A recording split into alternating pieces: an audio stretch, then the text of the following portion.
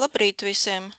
Šodien atkal mūsu būvniecības informācijas sistēmas seminārs par aktuāliem jaunumiem un jautājumiem, kas mums ir nonākuši būvniecības informācijas sistēmā.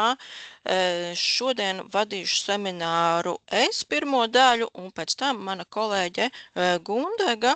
Tātad mēs pārstāvam uzņēmumu Tieto, kas ir arī šīs būvniecības informācijas sistēmas izstrādātāji. Un šodienas seminārs mums ir mazliet īsāks nekā citu reizi vai pusstundiņu īsāks, tāpēc šodien mums līdz 11:30 paredzēts seminārs un pēc tam laiks atbildēm uz jautājumiem. Tad pēc tam rakstiskā veidā atkal būs iespējams uzdot jautājumus par šodienas tēmām. Un šodienas tēmas, tātad sāksim mēs ar dzīvokļu īpašnieku kopību reģistru, kas ir jaunums un kas arī nonācis jums BIS vidē pagājušajā nedēļā pēc jaunā gada ar 5. datumu, principā, bet tā kā piegāda parasti mums ir vakarā, tāpēc, principā, var uzskatīt ar 6. janvāri. Un tad turpināšu es ar citām izmaiņām arī, kas ir būvniecības lietās. Tas būs par iesniegumu veidu noteikšanu, tad atkal jauna nosacījumi, kuros gadījumos var būt paskaidrojuma raksts vai paziņojums par būvniecību. Tad tam iziesim cauri.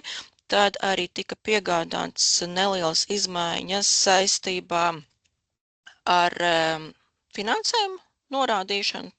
Tad nav obligāts vairāk, un pēc tam arī par to, ka kooperatīvi arī var būt būvniecības veicēji, līdzīgi kā mums šobrīd jau bija, teiksim, zemnieku saimniecības vai zvejniecības, tad šobrīd jau mums arī kooperatīvi aiziet, kā būvniecības veicēji vai būvdarba veicēji.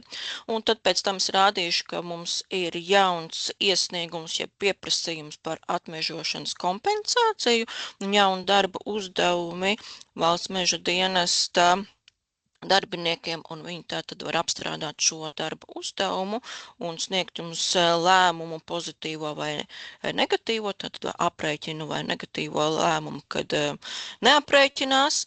Un tad tālāk par nojumēm, mazliet arī tātad informācija un jaunumi, kas saistīti, mazliet arī tā kā ar mežiem saistīti, un kuros gadījumos tātad arī ir šie te VZD pieprasījumi. Pēc šīs slaidiņa arī būs vēl 2 jauni slaidiņi tīri jums atgādināšanai par trešo pušu saskaņojumiem un par inženieru būvju. Pirms reģistrāciju un pēc tam jau tālāk, sākot ar to 5. punktu, pārņems ekrānu kolēģe Gundega, un tad viņa pastāstīs par būvs neesību un tehnisko noteikumu pieprasījumiem, kas ir jauns un mainījies, tad kas ir bijis 2 darbu uzdevumos par ar šo te izmaiņu iesniegumu izskatīšanu un arī izziņas par būvs neesību iesniegšanu, un tad arī informācija par riska aprēķinu, kas jauns. Un tātad pirms es turpinu ar šodienas tēmām rādīt un stāstīt detalizēti, tad maziņš atgādinājums, ka pagājušajā nedēļā mums arī bija seminārs, bet pagājušo nedēļu tad mums tātad bija tikai seminārs par vienoto būvs reģistrācijas procesu, kur izgājām cauri šīm te tēmām, tad, protams, šonedēļ mēs arī vēl turpinājām kaut kādas labojumiņus un vēl turpinām arī izstrādī vairāk arī priekš BIS 2 jeb būvvaldēm, bet šodien es neko nerādīšu saistībā ar šo. Tātad šeit mums ir gan ieraksts, gan arī video materiāli, bet jā, kad būs kaut kas lielāks rādāms jaunumi, tad jau atgriezīsimies arī pie šīm tēmām. Un tātad šodienas pirmā lielā tēma tad mums ir dzīvokļu īpašnieku kopību reģistrs. Tātad šeit pastāstīšu tīri informatīvi vai sniegšu informāciju, kur ieraudzīt šo te dzīvokļu īpašnieku kopību reģistru un arī kas tāds ir un ko tur var ieraudzīt. Bet vairāk informācijas var arī lasīt tātad jaunumos, un šeit arī ir ieliktas saites uz šiem te rakstiem, kur jau arī ir detalizētāka informācija, vai principā arī tas pats, ko es šodien rādīšu, bet turpat mazliet detalizētāk. Un jā, arī otrs punktiņš ir, ka dzīvokļu īpašnieku kopība varēs saņemt aizdevumus dzīvojamā māju atjaunošanai. Tas arī tātad ir raksts, ko jūs varat palasīt un tā kā sekot līdzi par šīm te kopību reģistru, tātad labumiem, tā varētu teikt. Bet tātad dzīvokļu īpašnieku kopību reģistrs, tātad tas ir jauns reģistrs, kas ir izstrādāts, un tā kā šo te reģistru pārziņas ir Būvniecības valsts kontrolas birojas, tad, protams, arī šis reģistrs mums ir Būvniecības informācijas sistēmā pie pārējiem reģistriem. Tāpēc šo te jauno reģistru arī var atrast, klikšķinot uz reģistru un tad izvēloties pēdējo apakšu izvēlni, bet lejā tātad mēs redzam dzīvokļu īpašnieku kopību reģistrs. Šis ir publiski pieejams reģistrs, tāpēc šo reģistru var arī redzēt un apskatīties, ja jūs neesat autorizējušies Būvniecības informācijas sistēmā. Un tātad šajā te reģistrā plānot tātad, kad būs par visām mājām šie te kopības, ko sistēma ir uzģenerējusi un izveidojusi, un tātad, kas vispār ir šīs te dzīvokļa īpašnieku kopības, priekš kam tas reģistrs ir domāts. Tātad, tā ir daudz dzīvokļu mājas pārvaldes institūcija, kurai ir tiesības tātad slēgt līgumus, uzņemties šīs te kredīt saistības, pārstāvēt dzīvokļu īpašnieku intereses. Tātad, kā jau es minēju, tad šajā reģistrā plānots iekļautas būs par visām mājām, kas sadalītas dzīvokļu īpašumos, tad, jā, to es varbūt nepieminēju tieši, kad sadalītas dzīvokļu īpašumos, un arī, tad, lai kaut ko reģistrētos vai izveidotos šīs te kopības ieraksts, pašiem dzīvokļu īpašniekiem papildus nekas nav jādara. Tātad to sistēma veids automātiski, bet tad lielākā daļa tātad šie te visām mājām gandrīz vai arī ir izveidoti. Šie ieraksti varbūt atsevišķos gadījumos, tātad vēl ir papildinājumi, kuros gadījumos varbūt tās vēl nav izveidojušies, varbūt tā, kad veidojās dublējošais nosaukums vai kādi citi izaicinājumi, bet principā tātad to es arī parādīšu, cik kopā mums tās mājas ir izveidojušās vai cik dzīvokļu mājām ir izveidojušās šīs te kopības. Bet mazliet vairāk tātad, kur jūs varat ieraudzīt un kas būs šajā te kopību reģistrā redzams. Tātad šeit var apskatīt sarakstu par visām reģistrēto dzīvokļu īpašnieku kopībām, kur tātad ir sarakstā šī identifikators, nosaukums, arī šīs te kopības ziņu ietveršanas datums, un pēc tam laika gaitā arī būs izbeigšanas datums, un pēc tam tātad pēdējā kolona ir šobrīd kā darbības opcija skatīt pārvaldniekus, un tad uzklikšķinot uz tās opcijas, tad atvarās vēl tāds lodziņš, kur var ieraudzīt arī informāciju par pārvaldnieku, kur savukārt ir saite uz šo te pārvaldnieku reģistru, lai varētu detalizētāk tātad redzēt šo te informāciju vai apskatīties, kas ir pārvaldnieks. Protams, sarakstā ir arī šīs te kārtošanas, kā mums arī daudz vietu sistēmā ir, un jūs varat pārkārtot, kā jums labāk patīk, un, protams, arī meklēšana.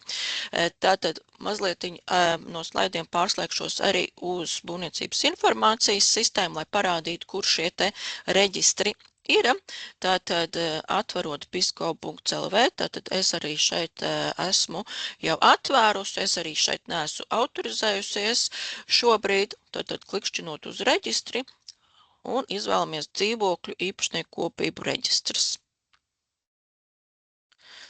Uzklikšķinām virsū, tātad sākumā šis reģistrs atverās tukšs, bez saraksta, bet šeit, protams, ir papildus informācija, kas šis par reģistru ir. Šeit arī ir saite uz dzīvokļu īpašumu likumu.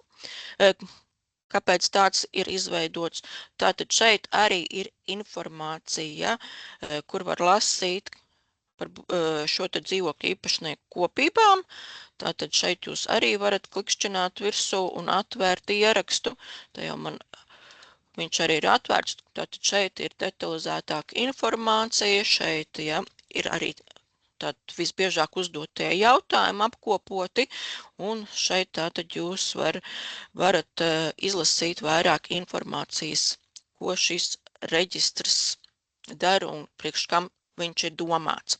Bet pēc tam, tad, kad jūs gribat ieraudzīt kaut ko, tātad šajā sarakstā jūs varat, piemēram, ievadīt kaut vai datumu, nospiežam meklēt, un tad jau sarakstiņā ielasās atbilstoši no atlasīšanas kritērijiem jums ieraksti. Protams, šeit viss garais ieraksts uzreiz nav, šeit ir lapošana, tātad redzam tālāk ir daudzas lapas, bet kopā tātad redzam, cik daudz kopības mums ir reģistrētas un uzģenerētas un izveidotas būvniecības informācijas sistēmā. Tātad šeit jūs arī varat meklēt savu šo te mājas kopību pēc vai no nosaukuma, tad nosaukums tiek tikai automātiski ģenerēts, bet šeit tātad arī droši vien vairāk pēc šī te adreses, droši vien vieglāk ir sameklēt savu kopību, jo šeit redzat, jums arī ir adrese, gan iela, gan arī pagasts vai novads. Un, tad pārbaudiet, vai jūsu kopība jau ir izveidota, tad varat paskatīties, vai jums ir pārvaldnieks, tātad šeit varam spiest uz skatīt pārvaldniekus, nav ieraksta, ļoti daudziem šobrīd nav ierakstu, tā arī mums ir, bet šeit arī nav mums ieraksta, tāpēc arī ir tā kā aicinājums jums pārbaudīt, vai jūsu mājai ir pārvaldnieks reģistrēts būvniecības informācijas sistēmā, jo, ja viņš nav reģistrēts būvniecības informācijas sistēmā, bet jūsu mājai ir pārvaldnieks, tad to vajadzētu izdarīt, lai šis reģistrs arī, protams, ir pilnvērtīgāks un ar vairāk tātad informācijas. Tāpēc arī vēl atgriežoties pie prezentācijas, tātad ir aicinājums, jeb rosinājums pārvaldniekiem tātad reģistrēties būvniecības informācijā sistēmā, it īpaši varbūt mazajiem pārvaldniekiem, jo lielie pārvaldnieki pārsvarā arī ir reģistrējušies būvniecības informācijas sistēmā. Ja. Un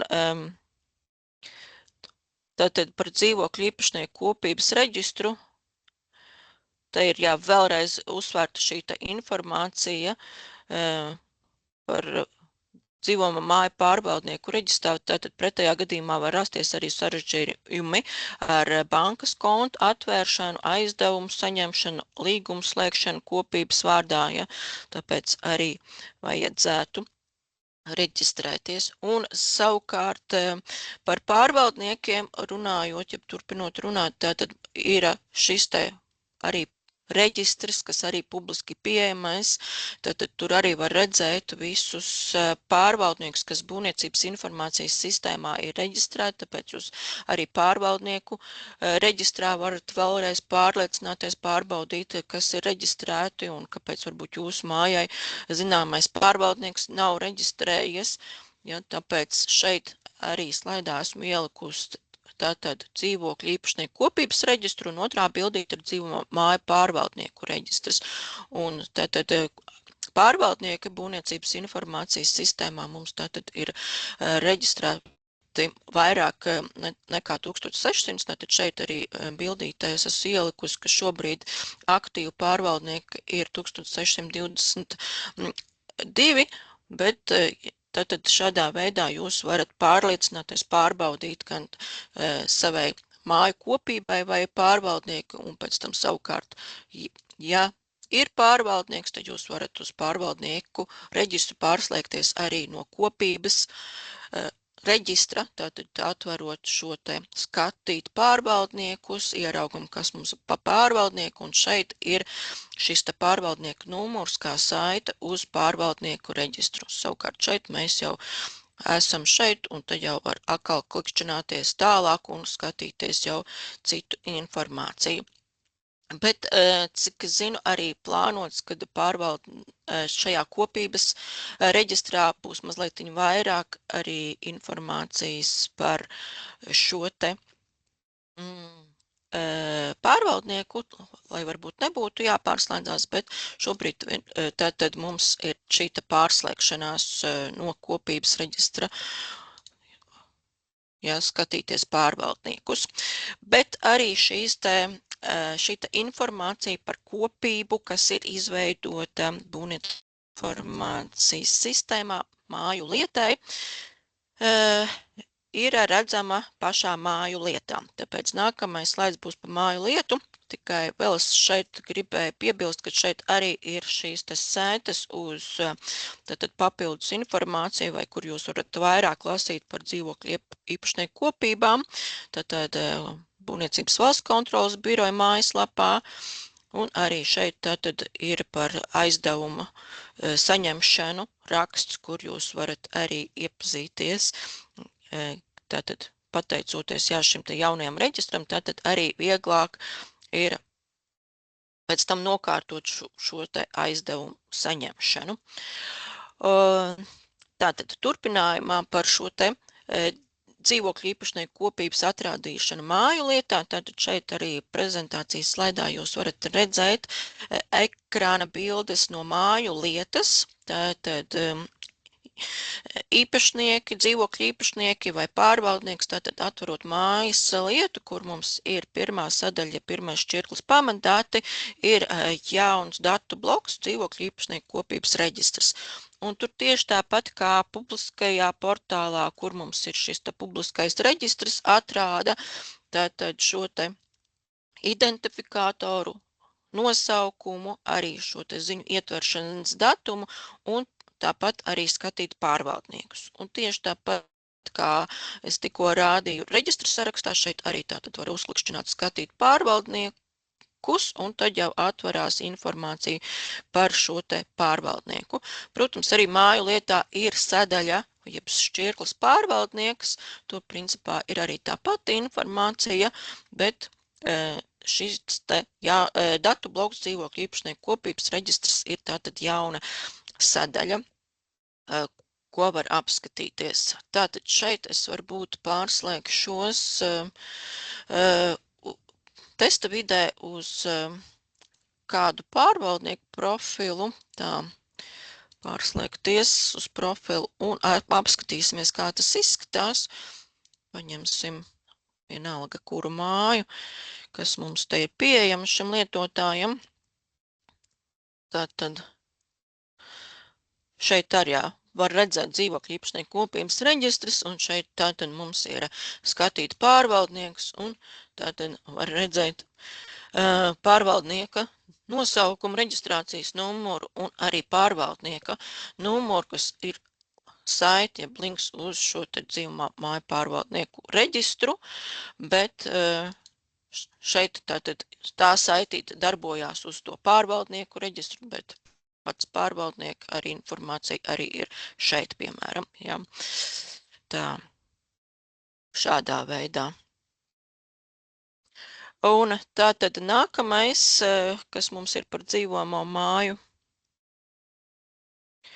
vēl viens slaidiņš par to, kā tika ģenerēti šie te dzīvokļu īpašnieku kopības, tātad to veica sistēma kā masveida procesu, jeb automatizētu procesu, un tātad sistēma atlasīja aktīvās mājas lietas, kas ir ar īpašumu veidu dzīvokļu īpašumu, un kurām tātad nebija izveidot šis te dzīvokļu īpašnieku kopība, tad šis process principā ir ik pa laikam atkārtosies un tad arī mājām, kurām vēl nav šī kopība izveidota, šis process arī turpinās ģenerēt un veidot šīs kopības.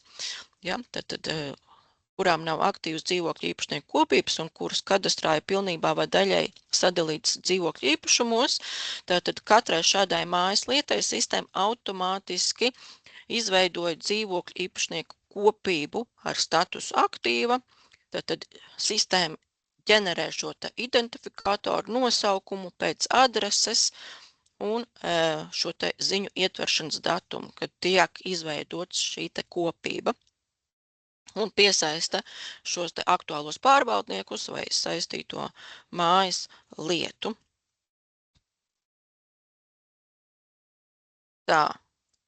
Un šeit tātad, jā, šeit ir bildīta no šī procesa, tātad no 6. datumi, no 6. janvāra, tātad šeit mēs varam redzēt, cik māju lietas tika atlasītas un cik tika kopības uzģenerētas. Un šeit redzam mazliet ir starpība, kādām mājām bija varbūt kaut kāds kļūdas paziņojums, jo sistēma tātad arī ģenerē mums šo kļūdas informācija par to, kurai mājai varbūt nebija izveidots veiksmīgi, tāpēc tas, ko es pieminēju, kad vēl šis process turpina,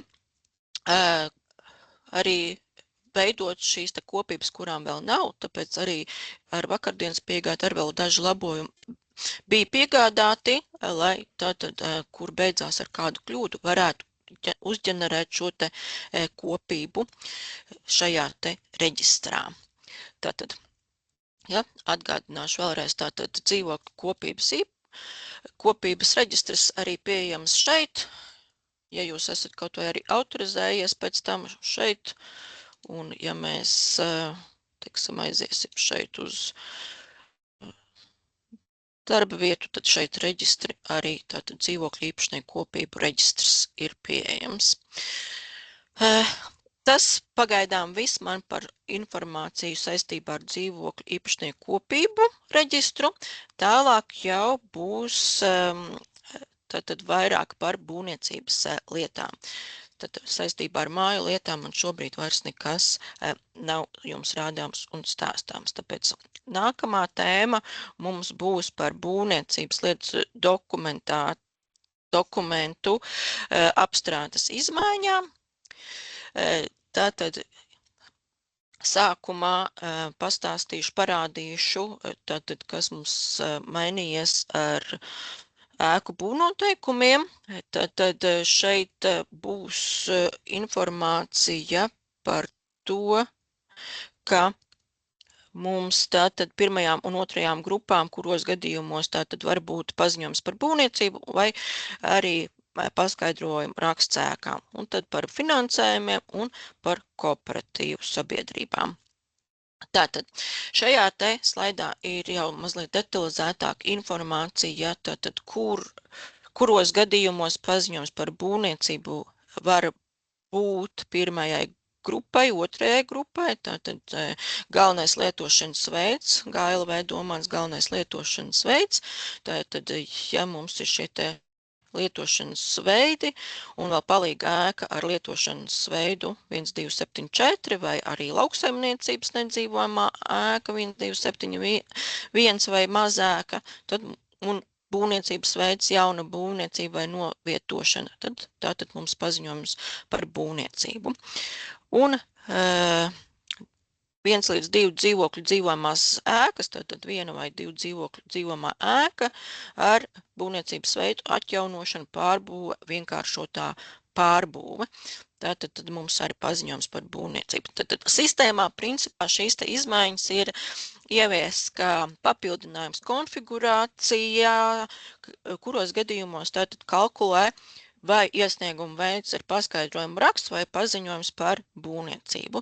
Tad tas vairāk ir uz ieceres iesnieguma veidiem, uz jebkuru, kur jūs sākat veidot, kā es iepriekš esmu jums arī rādījusi, stāstījusi, kad sistēma pie ievada sola ja atbildīgā iestāde atkarībā no ziņas par būvniecības objektu, tad piedāvā jums šo te iesniegumu veidu.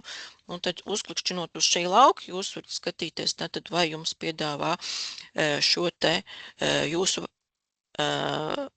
ieceras iesniegumu veidu, vai pēc noklusējuma principā arī viņam jāuzliekās atbilstoši jūsu ziņām par būvniecības objektu, bet ja ir vairākas tās būvas, tad iespējams tur ir vairākas izvēlnīcas, bet tad skatāties atbilstošāko. Bet sistēma tad neļauj vismaz izvēlēties neatbilstošu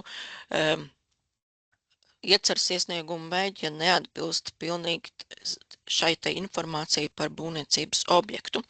Tātad par paskaidrojumu rakstu, manuprāt, ir interesantāk šo te apskatīt kā piemēru, tāpēc, ka šeit tas otrais punkts ēka otrā grupa jauna būvniecība novietošana, viena dzīvokļa dzīvojamā ēka, tātad mazāk vai vienāds ar 200 kvadrātmetriem. Tāpēc es šo arī parādīšu šādu piemēru, tas, manuprāt, ir tāds izteiktāk ievērojams šīs te izmaiņas, ka arī līdz 200 kvadrātmetriem, tad var būt paskaidrojuma raksts ēkai, dzīvojamai ēkai, viena dzīvokļa dzīvojamai ēkai.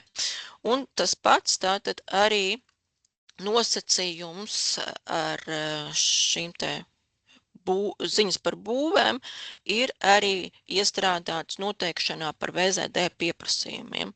Tātad šajos te gadījumos arī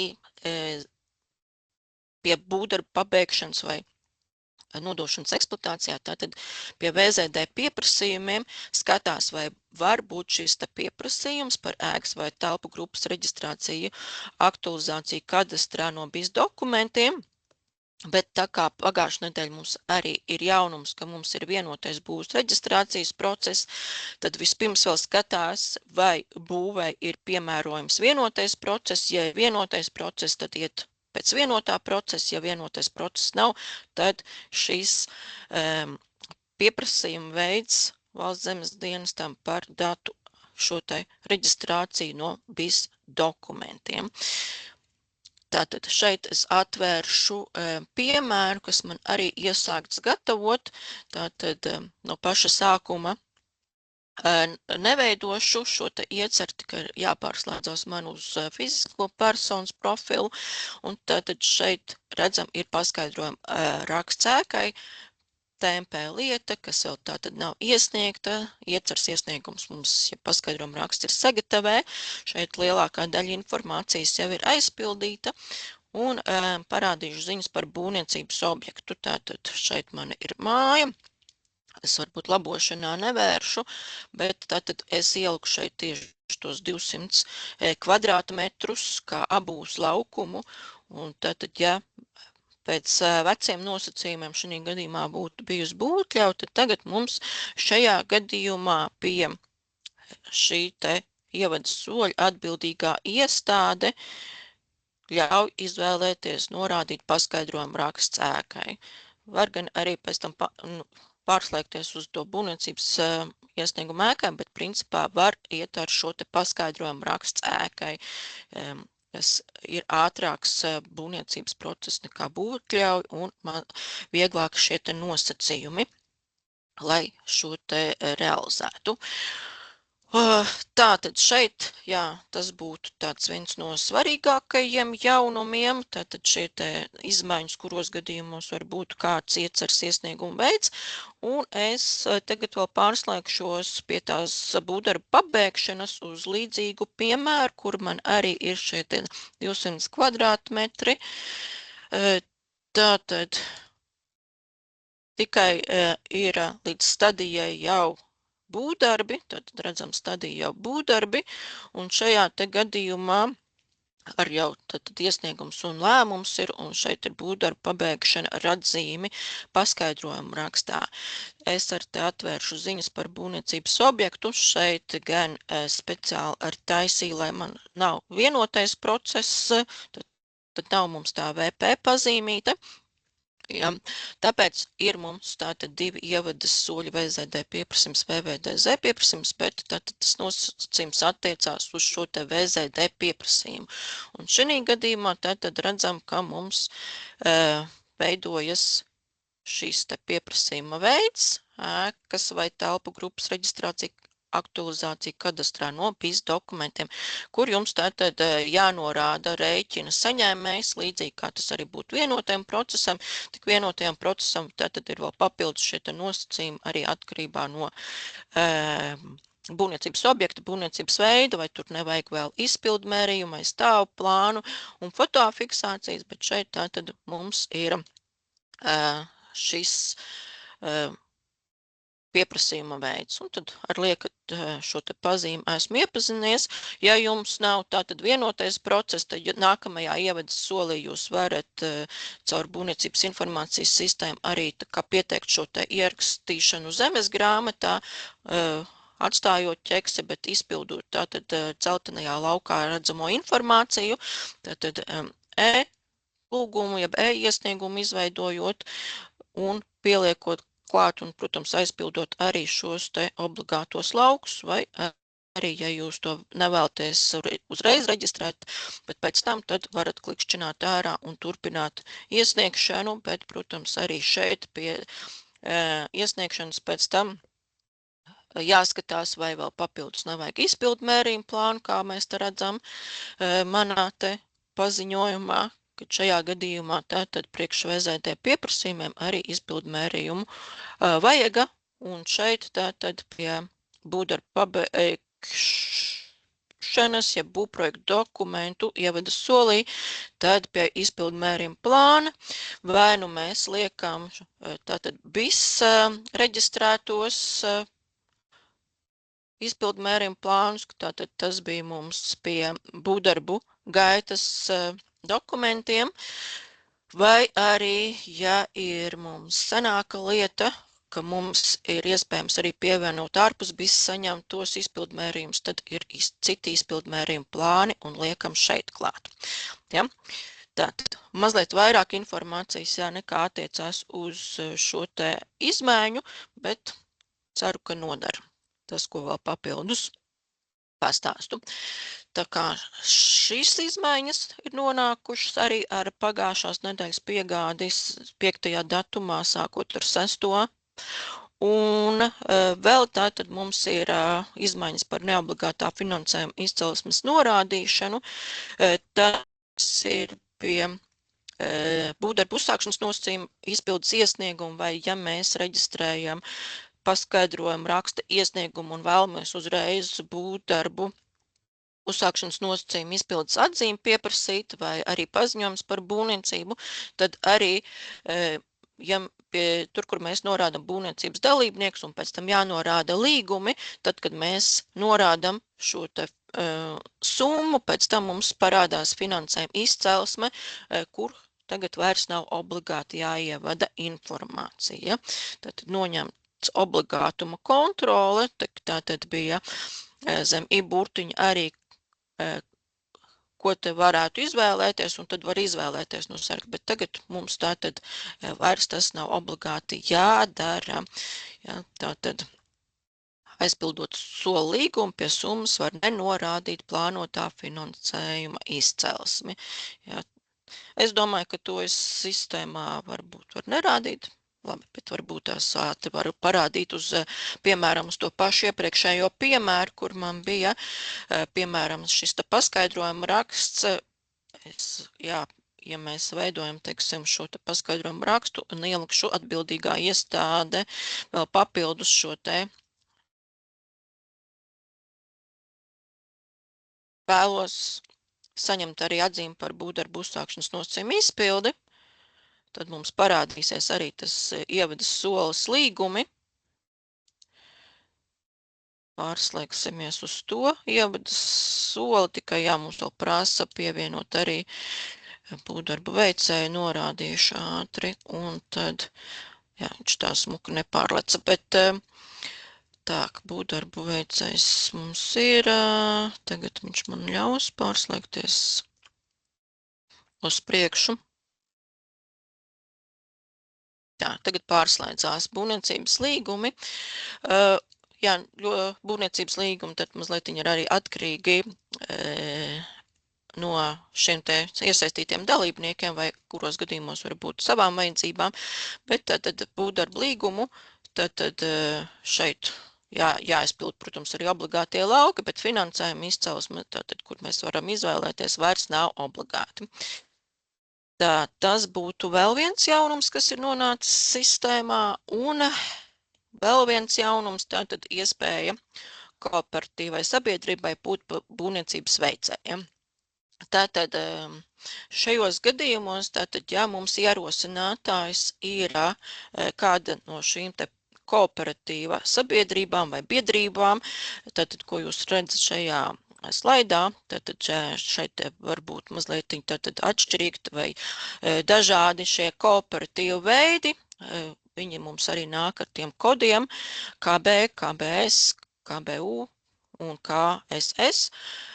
Tad šīs te kooperatīvu sabiedrības, ja ir ierosinātājs, tātad pie būvdarbu uzsākšanas nosacījuma izpildes iesnieguma vai arī tātad šeit pie ieceras iesnieguma, ja jūs arī norādat uzreiz ar buniem, tad šeit pie būvdarbu veicēju var izvēlēties, ka būvdarba veicējs ir būvniecības ierosinātājs, ja personas tipu ieliekot šo te, tad piedāvās jums arī šo te ierosinātāju, šo juridisko personu kooperatīvu.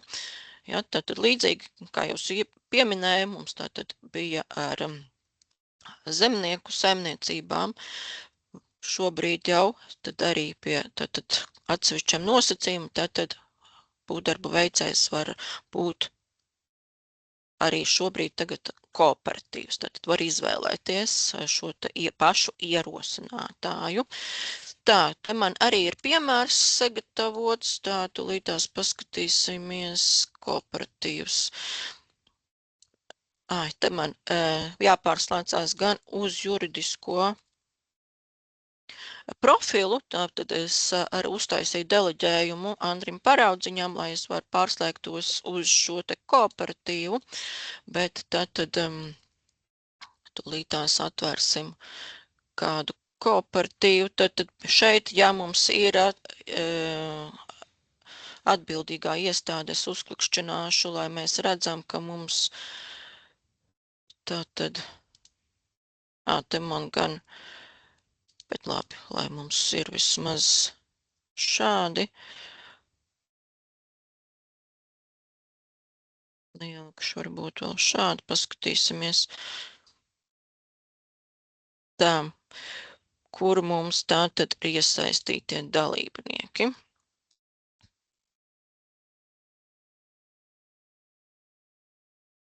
Tā, šeit būvdarba veicējs, jā, šeit īstenībā jau ir arī norādīts, bet es tad atvēršu labošanā. Tātad, ja mums ir loma būvdarba veicējs, šeit mēs varam ielikt būvniecības ierosinātājs, un tad mēs no sarakstiņa varam arī attiecīgi izvēlēties, ja, un saglabāt. Šādā veidā tas izpaužās būvniecības informācijas sistēmā, un tad tālāk man par tātad izmaiņām iecerē šobrīd nebūs, turpināšu es ar atmešanas kompensāciju, tātad tā ir tāda lielāka tēma, man ko šodien rādīt un stāstīt, un tad pēc tam būs mazlietiņ pa nojumēm. Tātad par atmežošanas kompensāciju ir tā, kad ir izstrādāts jauns šis pieprasījuma veids, kurš var veidoties arī automātiski veidojot ieceres iesniegumu, atkarībā no tā, vai ir šī būvniecība mežā, tad šis pieprasījums arī automātiski izveidojās, tikai šeit papildus par būvniecību mežā ir iestrādāts kontrols, brīdinājumi par to, ka nepieciešams pievienot arī šo te SHP datni, un šo te datni tātad arī ir jāpievienot. Tātad, un šajā pieprasījumā šo te datni arī valsts meža dienests redzēs, lai tātad zinātu, kur patiešām atradīsies vai kāda ir tā teritorija atmežošanai. Un tad Savukārt valsts meža dienesta darbiniekiem, kas reģistrēti BIS2 lietotāji, var saņemt šo te darbu uzdevumu un apstrādāt. Un atkal ir pozitīvais, negatīvais scenārijs, vai nu mums ir tātad aprēķins tātad pozitīvajā gadījumā, un vai negatīvajā scenārijā mums ir lēmums neaprēķināt šo te kompensāciju priekš atmežošanas.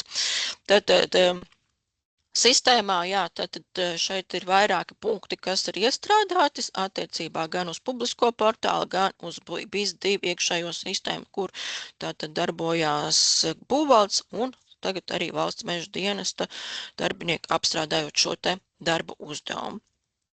Un tātad secīgi iziesim arī cauri šim te procesam, sāksim, protams, ar ieceras iesniegumu un pēc tam arī par šo te pieprasījumu gan automātiski izveidoto, gan arī var izveidot manuāli kā jaunu pieprasījumu, kā jaunu dokumentu būvniecības lietām. Tātad, ja iecera jaunbūvu, kas plānotu uz meža zemes, ierosinātājs ieceras iesniegumā redzēs, vai viņam tātad atrādīs šo te brīdinājumu. Šeit ekrānā bildītē redzat šo te dzelteno brīdinājumu, tātad, kad eksistē būvniecības objekts, kas atrodas mežā, to tātad sistēma arī automātiski nosaka pret valsts meža dienesta datiem, tātad ģeometriju salīdzina, un tad jau sistēma pret to tātad var izdot šo te dzelteno brīdinājumu, un šajā brīdinājumā ar pasaka, kura būve ir tanī mežā. Un tad tajā zemē jums ir jāatver labošanā, jāieliek pazīme, kad atrodas būvniecība notiek mežā, un tad jau pēc tam savukārt parādīsies vēl jauns ievadas solis, lai jūs varētu tad, lai veidotos tas jaunais pieprasījums, un kuru jums vajadzēs pievienot to obligāto datnes formātu, jeb tātad skici.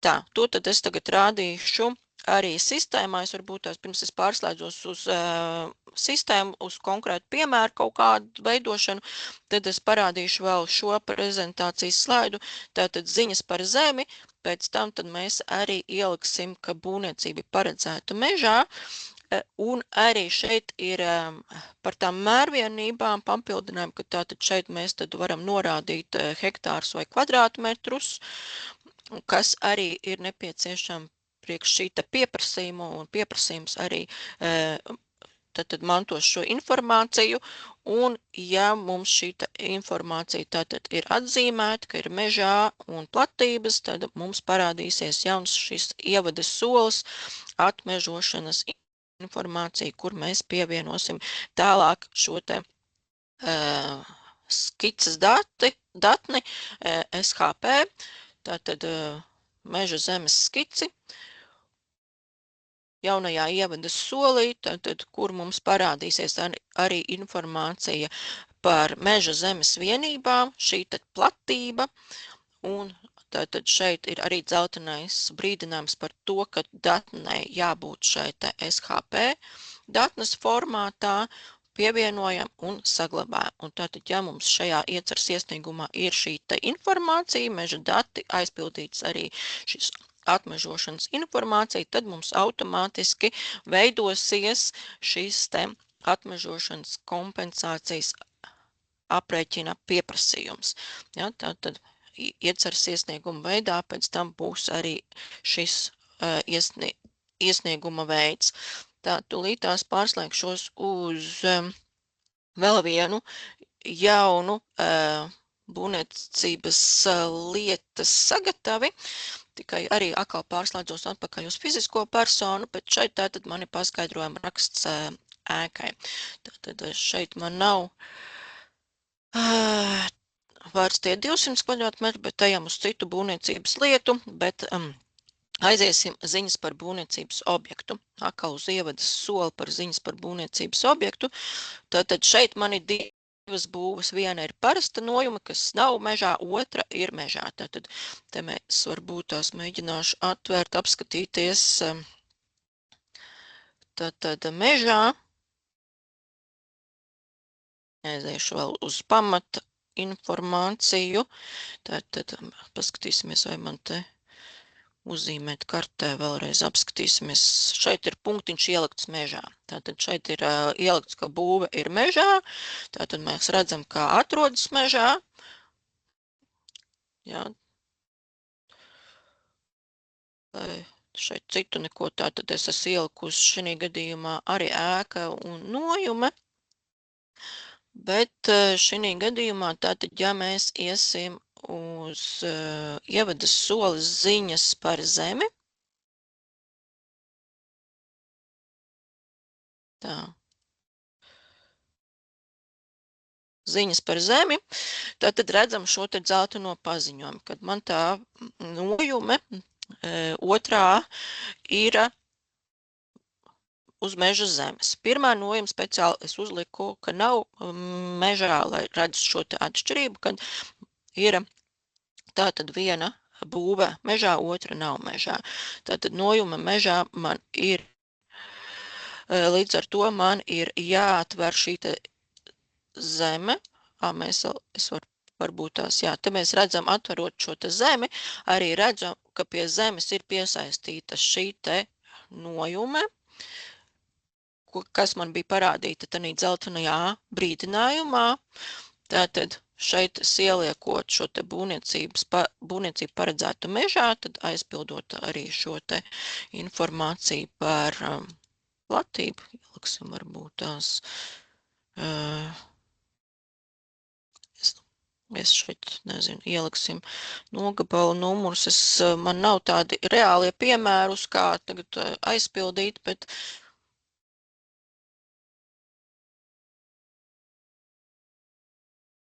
jā, varbūt atstāšu 2 un saglabāšu. Tātad šeit mums ir būvniecība paredzēta mežā, un tagad nospiežot pogu tālāk, man parādījās jauns ievadas solis atmežošanas informācija. Ja? Tātad vispirms ziņas par zemi, aizpildat, saglabājam, nospiežam pogu tālāk, tā mums parādās atmežošanas informācijas ievadas solis, ja mums ir būvniecība mežā. Un šeit tātad mēs atkal redzam šo te informāciju par zemi, redzam šo te ievadīto platību un mērvienību arī. Un tad pievienot datnes, mēs jau arī redzam šo te, kad jāpievieno SHP datnes formāts. Tad tūlītās arī mēģināšu tā atvērt tā kādu SHP datni pievienosim. Un ejam tālāk.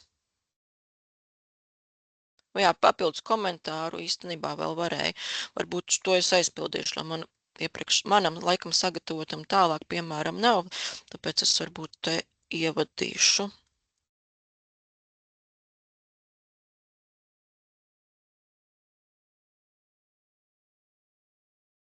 Tā, aizpildīšu.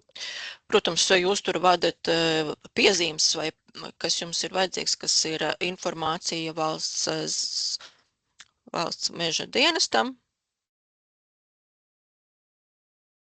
Bet tālāk jau aizpilda pārējos ievadas soļus, kas ir nepieciešami, bet lielākā daļa, manuprāt, man jau te ir aizpildīts. Tūlīt pārliecināšos, kas man pie atbildīgā iestāde, paskaidrojuma raksts un ir tas. Un mēģināsim tātad iesniegt šo te arī paskaidrojumu rakstu, lai mums redzams, kad šī gadījumā mums veidosies arī šis te automatizēti izveidotais pieprasījums. Šos atstāšu, saskaņot ar iesaistītajām personām. Te man nebūs jāpārslēdzās, jo man viss ir ar to vienu personu šoreiz ir. Tāpēc ātrāk šeit saskaņot varēsim. Apstiprināšu un iesniegsim.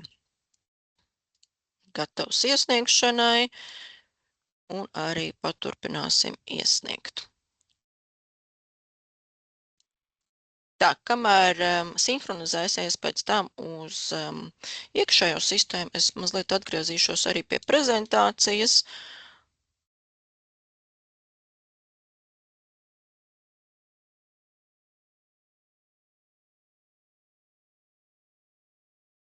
Tā kā apstrādā. Tā, tagad mums ir gatavs,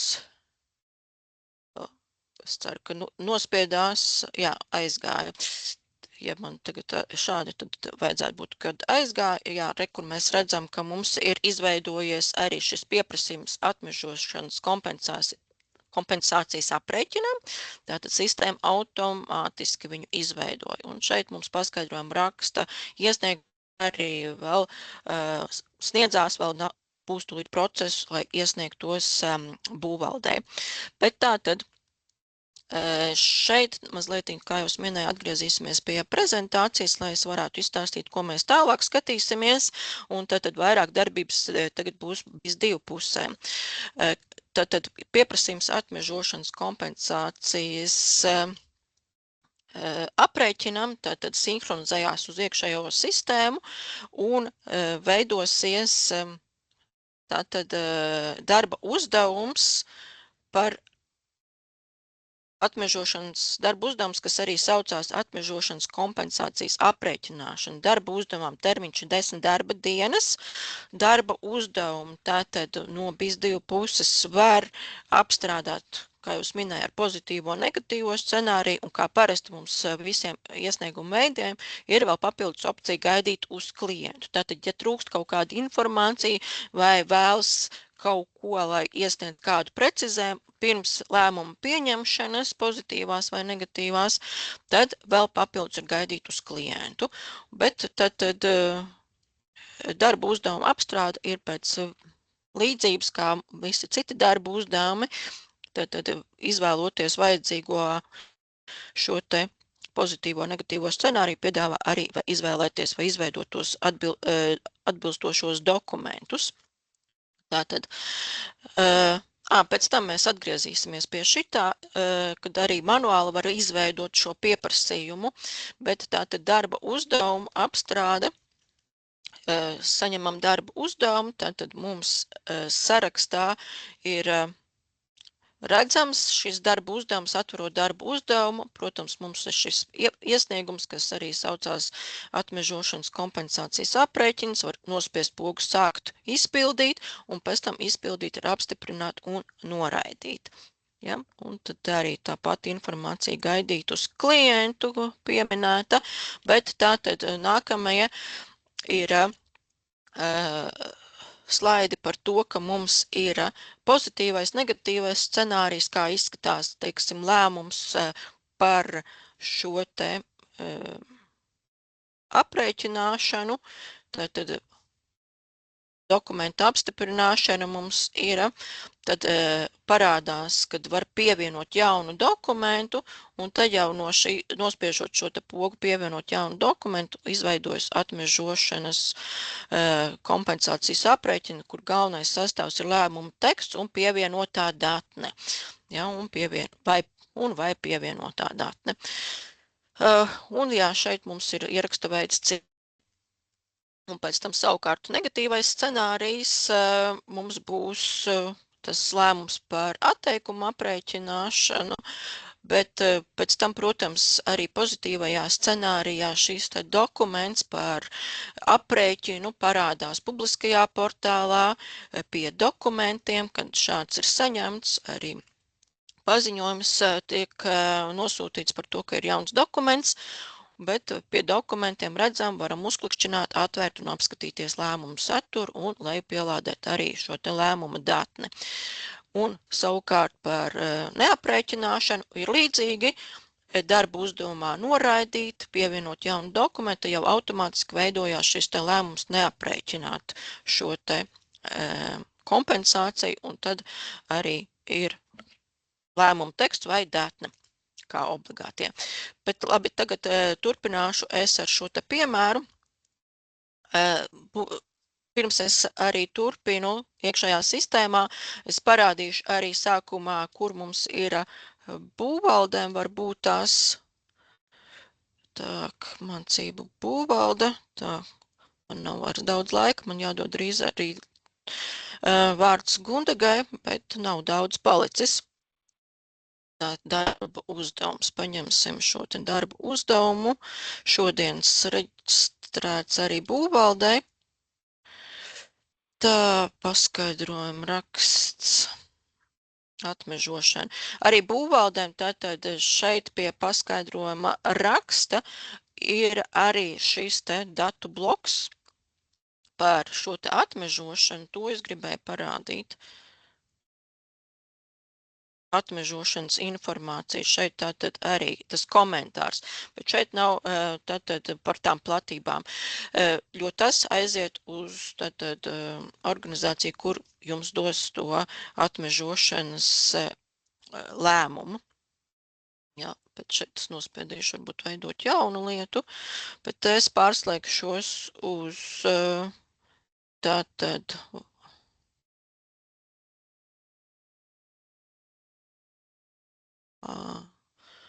uz šo te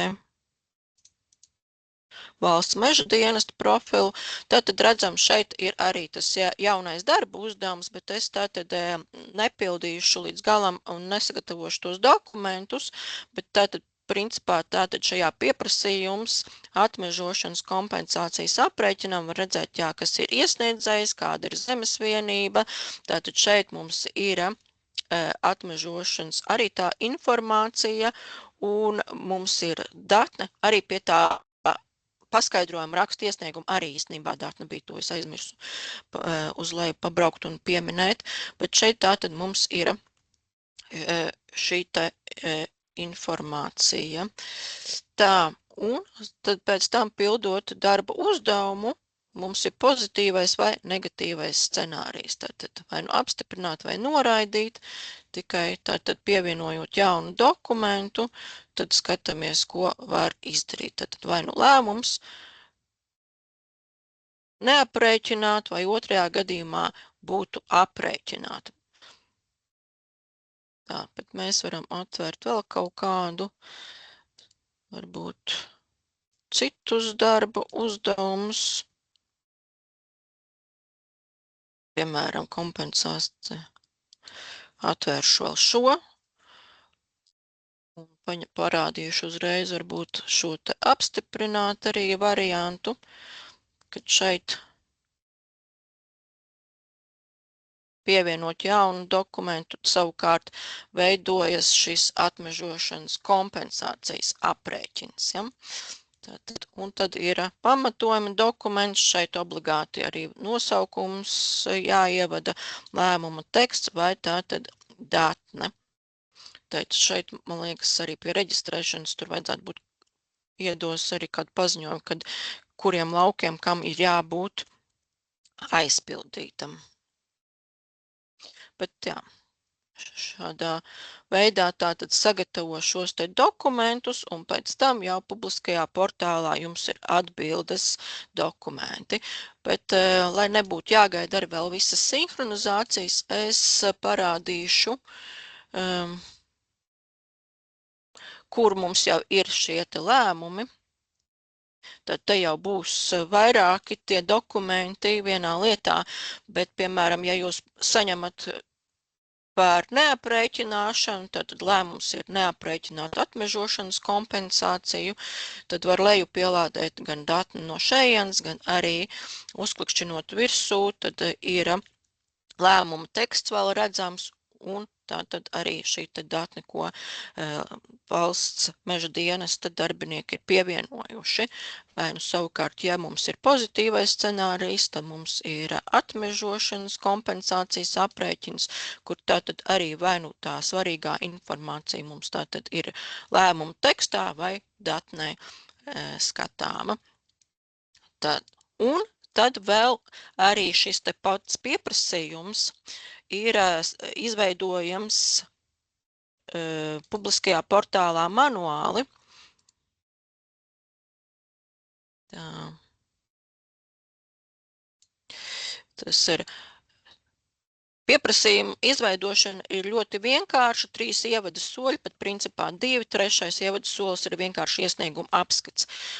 Arī tātad līdzīgi, kā es rādīju, ka pie ieceres iesnieguma ir šis te ievada solis atmežošanas informācija, tātad arī šeit ir tanī iesniegumā šāds ievada solis, kur jāpievieno SHP datne un jāpievieno arī komentārs, ja ir nepieciešams, bet datne tātad ir obligāti un vienkārši iesniedz. Tad ļoti vienkārši iesnieguma veids, to es ātri izklikšķināšu cauri, lai jūs redzat. Un tātad te mums ir pirmais, kas ir iesniedzējs un pamatinformācija, un tātad ir vienkārši ievadu solis, kur mēs redzam ziņas par zemi. Tātad mums jābūt būvniecības lietā norādītai pie zemes, kad ir būvniecība mežā un jābūt norādītai tai platībai, un tad ir šis te pieprasījums iespējams. Citādi būs tas kļūdas paziņojums, ka nav nevienas zemes vienības, kur būvniecība paredzēta mežā, tad šo iesniegumu veidu vai pieprasījumu veidu maz nevar izveidot.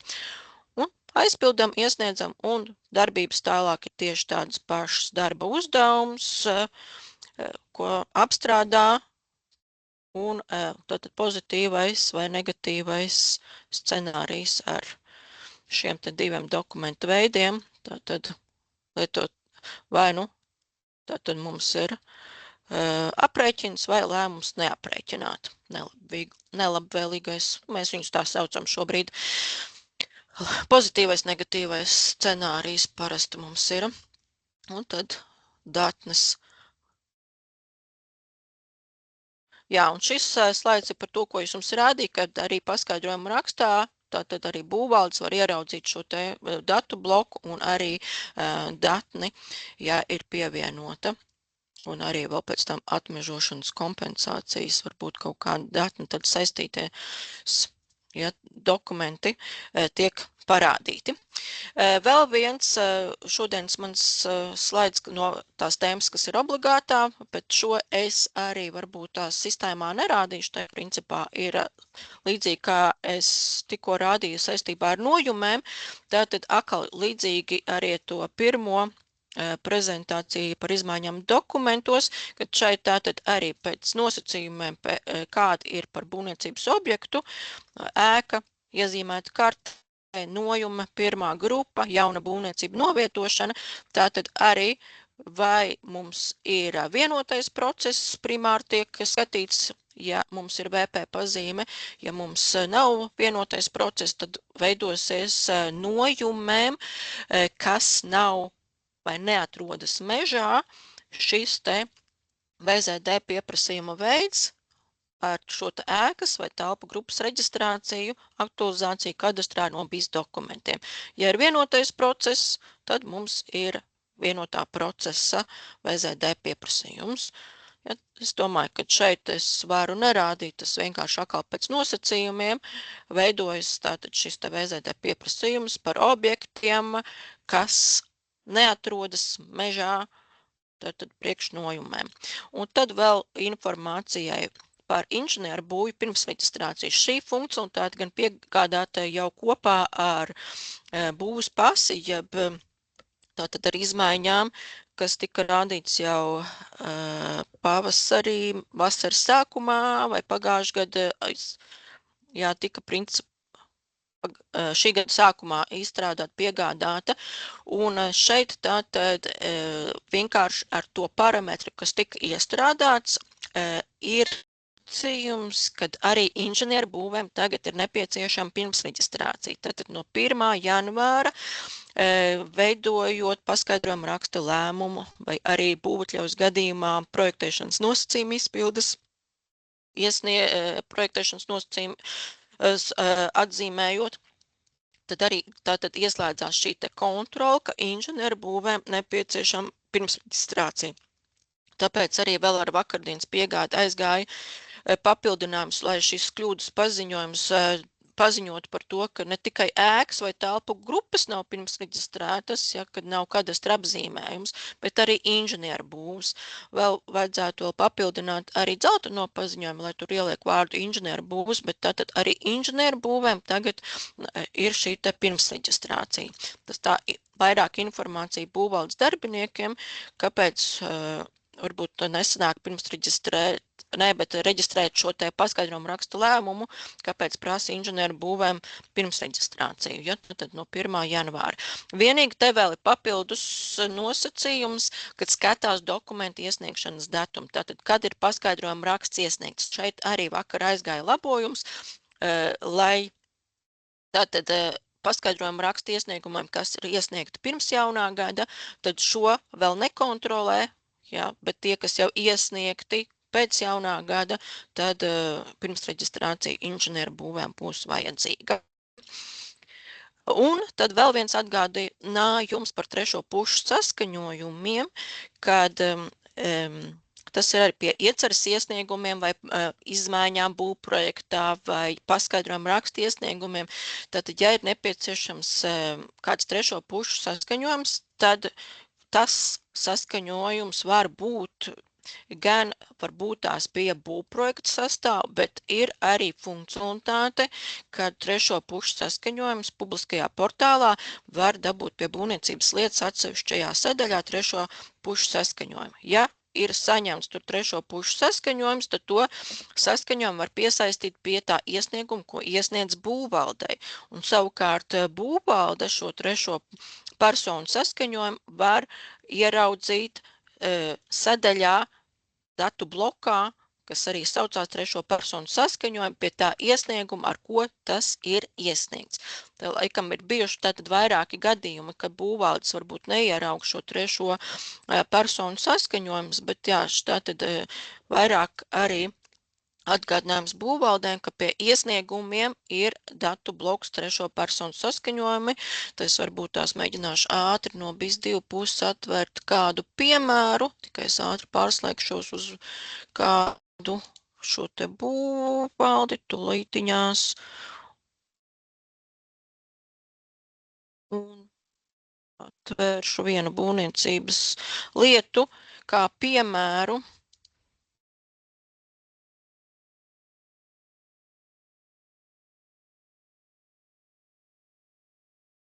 Tā, ka te gan jau ir tālāk šis dokuments ir aizgājis, bet, piemēram, pie ieceres iesnieguma mums jau ir bijusi trešā pušu saskaņojumi, jo, jā, es vienkārši atradu jau senu būvniecības lietu 22. gadā, jo semināri par trešo pušu saskaņojumu arī bija tātad 2022. gada sākumā, tā kā detalizētāka informācija var arī tur skatīties, bet tātad mums šeit ir trešo personu saskaņojumi. Un šeit tātad ir iespējams uzklikšķināt arī uz to grāmatiņu un skatīties saskaņoto datni. Un te ar pie pielikumiem te arī ir saite uz to, ka var atvērt, teiksim, to datni, un kura datne varbūt tās no projekta ir saskaņota. Tikai no projekta gan nebija, manuprāt, saite, bet, ja ir pievienotā datne, to varēja lejupielādēt. Tā kā šeit vairāk atgādinājums, kad ir trešo personu saskaņojumi. Tā, tas bija man vēl papildus atgādinājums, kur viņus ieraudzīt, bet tālāk es došu vārdu kolēģei Gundagai, lai viņa parādītu, pastāstītu savas izmaiņas, kas ir iestrādātas būvniecības informācijas sistēmā un piegādāts ar vakardienas piegādi.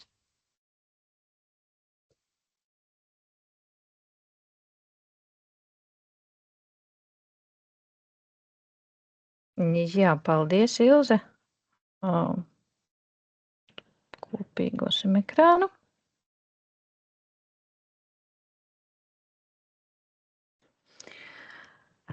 Jā, sveicināti. Es šodien pastāstīšu saistībā ar iesniegumu par būvniecību un tehnisko noteikumu pieprasījumu bez būvniecības lietas.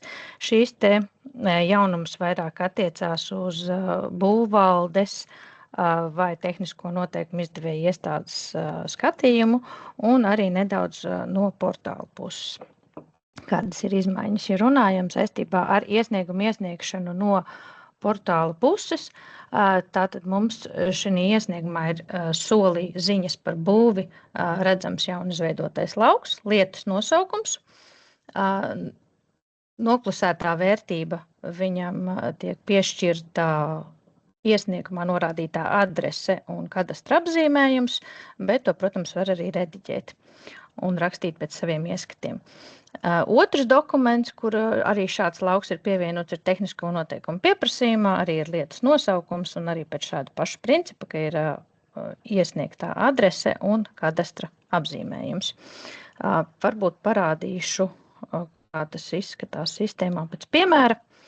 Tātad mums ir iesniegums par būvs neesamību, fiziska persona iesniedz un tātad ir noklusēta, ielasījusies adrese un tās kadastra apzīmējums. Es, protams, varu pievienot klāt kā papildus informāciju un to iesniegsim, lai mums piemērs noderētu tālākai piemēra apskatīšanai.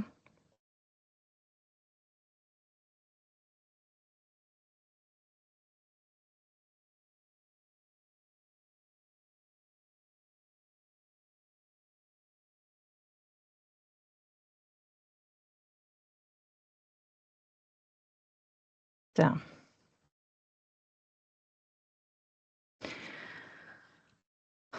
Un otra vieta, kur šis te dokuments ir lauks, kur šis pieejams dokumentā, ir tātad tehnisko noteikumu pieprasījums sadaļā, ja mēs dodamies tālāk un izveidojam pieprasījumu ar kadastra apzīmējumu, tad, protams, ka dodoties tālāk un norādot, piemēram, sadales tīklus, kuriem es vēlos iesniegt šo te iesniegumu, man šeit pieprasījuma dati ir nemainīgi, kā iepriekš ir bijuši, un ir šis jaunizveidotais lauks lietas nosaukums. Lietas nosaukums ielasīja adresi no atrašanās vietas un kadastra apzīmējumu. Protams, es viņu varu norādīt papildus un iesnieguma teksts. Tā, iesniegsim arī šo, lai mēs pēc tam varam apskatīties piemērā, kā tas izskatās no tehnisko noteikumu izdevēja iestādes puses. Jā, arī šeit bija pieprasījumā apakšā redzams mūsu ievadītais pieprasījuma nosaukums. Ja mēs atgriežamies pie prezentācijas, tātad, jā, kā minēju, mēs viņiem varam rediģēt un arī izmantot automātiski aizpildītos laukus. Šeit man jāpiemina, ka iesniegumiem, kas ir sistēmā reģistrēti līdz šī gada 15. janvārim, lietas nosaukums būs noklusētā vērtība, un viņu, ja viņš nav rediģēšanas formā, viņu nevarēs arī rediģēt, tātad viņš paliks ar lietas adreses numuru un kadastra apzīmējumu. Kā tas izskatās no būvvaldes un tehnisko noteikumu izdevēja puses, tātad mums šajos dokumentos ir pieejami lauki sadaļā pamatdati. Šeit mēs redzam šo lietas nosaukumu, un arī tehnisko noteikumu pieprasījumā ir redzami šie te paši lauki. Atgriežamies pie piemēra. Ja es esmu ielogojusies ar Liepājas būvvaldi, es ceru, ka sistēma ir nosinhronizējusies un es savu iesniegumu esmu saņēmusi. Tātad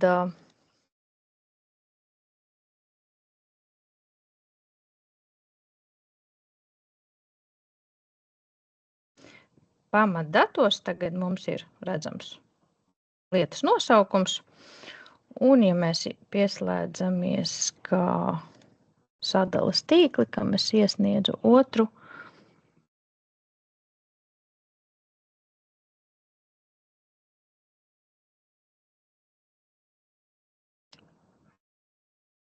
tas nebūs tas.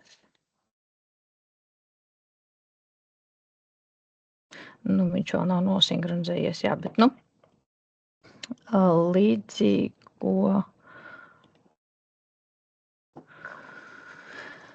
līdzīgi tas pieejams arī pamatdatos, jā, lauks ir šeit zem esošajiem laukiem, pirms iesnieguma teksta.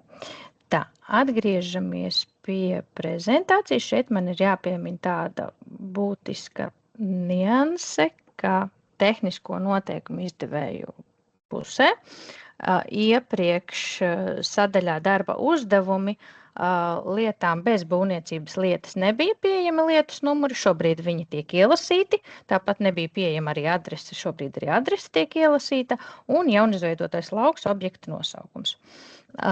Viss simetriski ir arī izveidots, protams, eksporta datnē, un tātad redzam ir jauna kolona un aizpildītie lauki. Šis ir pirmais no manas rādāmajiem jaunumiem sistēmā. Nākamais ir saistībā vairāk ar būvvaldes darba uzdevumu, tātad izmaiņu iesnieguma izskatīšanas izmaiņas. Ja iepriekš no portāla puses iesniegtais dokuments, iesniegums par būvdarbu pārtraukšanu un par būvdarbu atjaunošanu tika interpretēts būvvaldes pusē kā darba uzdevums izmaiņu iesniegumu izskatīšana. Tagad mēs viņu esam sadalījuši divos atsevišķos darba uzdevumos. Tātad, ja mums tiek iesniegts iesniegums par būvdarbu pārtraukšanu, mums izveidojas atbilstoši arī iesniegums par būvdarbu pārtraukšanu izskatīšanu, un, ja tas ir par atjaunošanu, tad arī atbilstoši par atjaunošanu izskatīšanas darba uzdevums tiek izveidots. Būtiski pieminēt to, ka šī funkcionalitāte ir uzlikta 15. janvārī. Tas nozīmē, ka visi darba uzdevumi, kuri tika izveidoti ar dokumentiem, kas ir līdz 15. janvāra reģistrēšanai, sauksies vēl pa veco nosaukumu izmaiņu iesnieguma izskatīšanu. Atbilstoši arī par jauniem nosaukumiem esam izveidojuši uzdevumu filtru. Tas ir saistībā ar darba uzdevumu jaunumiem par izmaiņu iesniegumu izskatīšanu. Nākamais jaunums ir izziņas par būvs neesamību izsniegšanu. Šeit esam izveidojuši automātisku darba uzdevumu slēgšanu. Tas nozīmē to, ka, ja būvvalde saņem iesniegumu par būvs neesību bez reģistrētas būvniecības lietas, tātad veidojot izziņu par būvs neesību vai atteikumu, darba uzdevums šis te automātiski, līdz ko izziņa vai atteikums tiks apstiprināts vai parakstīts ar sistēmas parakstu, viņš automātiski arī darba uzdevums pats mainīs status uz izpildīts. Varam apskatīties, kā tas izskatās piemērā.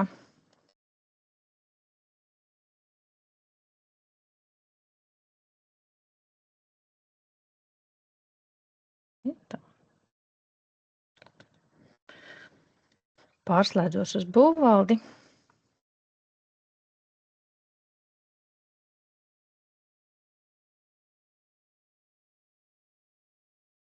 Šo te pašu piemēru varam ņemt. Un tātad, ja es uzsāku pildīt darba uzdevumu,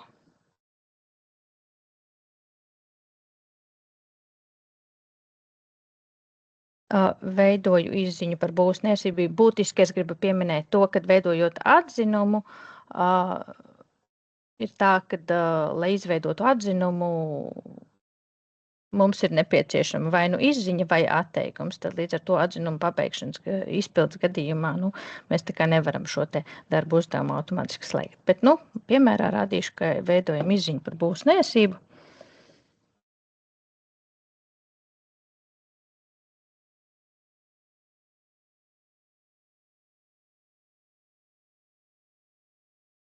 Paralēli varu atvērt un paskatīties, kāds man ir fona uzdevums. Tātad man ir šis te darba uzdevums šobrīd izpildē. Un veidojot, es saglabāju.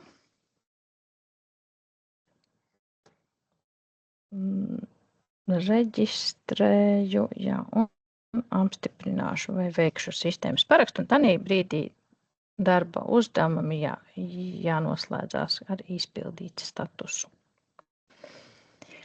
Apstiprinu. Un dokumentu esmu izsniegusi.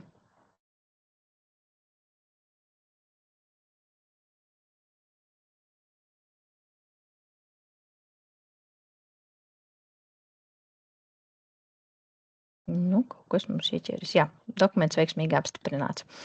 Tā, dodos skatīties darbu uzdevumu, pārlādējam sistēmu, un jā, viņš mums ir izpildīts, un rezultāts arī ir redzams. Atgriežoties pie prezentācijas, jā, tas ir saistībā ar šo te jaunumu.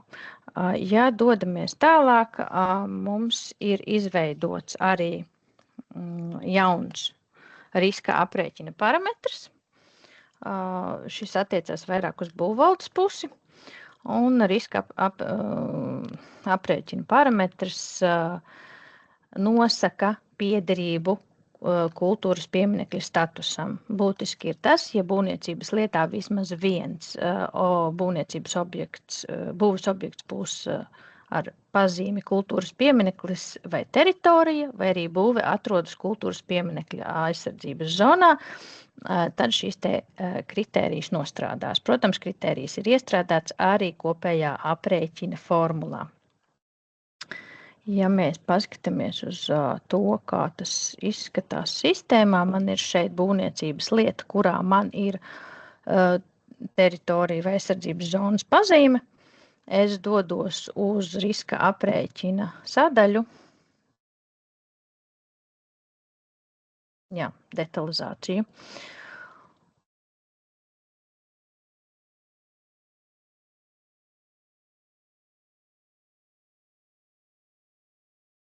Jā, un tātad jaunizveidotais 9. kritērijs šobrīd man šeit ir redzams. Būvniecības objektam ir kultūras pieminekļa pazīme, un tā viņam ir arī aprēķinātā vērtība, iekļauts ir gala aprēķinā.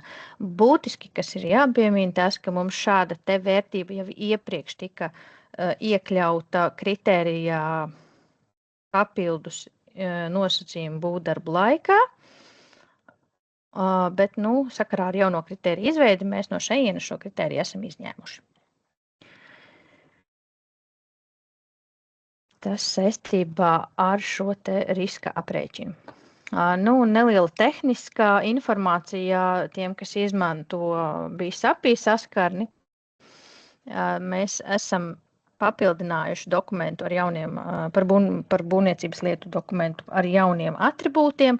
Tātad pirmais ir edlus līgumsummas nosacījums, un vērtība nosaka, vai būvniecības lietas izmaksas ir šobrīd noteiktā kritērija 170,000 un vairāk apmērā. Otrs atribūts ir saistībā ar būves grupas nosacījumu, kas nosaka, vai būvniecības lietā ir iekļauta trešās grupas būve. Un arī nosacījums par vedlubu, un vērtība nosaka konkrētās būvniecības lietas esību vienotajā elektroniskās darba laika uzskaitas datubāzē ar reģistrētu vismaz vienu būvlaukumā nodarbināto personu. No manas puses tas būtu viss. Paldies!